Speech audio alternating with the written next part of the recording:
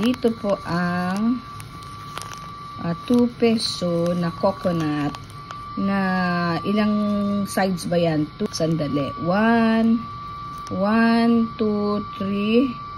4, 5, 6, 7, 8, 9. 9 pala. Okay, tapos to 1984. Itong isa, it's not a 1984 but it's a 1990.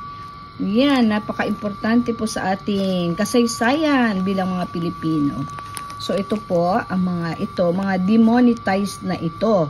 Pero sa mga collector's world of numismatics ay talagang napakahalaga. Mahal po ang kanilang kuha nito.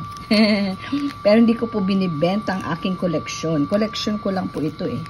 Yan o, tingnan nyo po. Anong year to? 1980?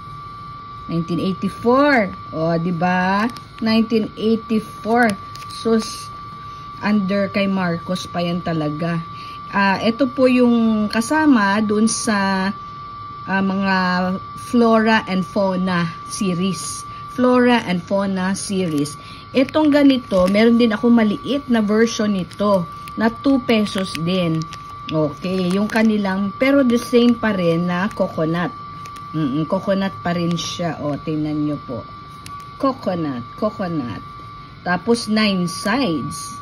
Grabe, no? Ang unique ng kanyang, tapos ito, I see, tama ba? Si Andres Bonifacio po ba iyan? Oo. Grabe si Andres Bonifacio, no? O, tapos, 1990. Biruin mo, 1990 was the year. Oo, I graduated from college. Sos. Oo, diba? O, tapos, ito po nakalagay dito, Republic o Republika ng Pilipinas. Kasi, Filipino version na po ito. Tingnan nyo po kung naaaninag nyo yung Andres Bonifacio. Yes, syempre, si Andres Bonifacio po ay ang ama ng Katipunan.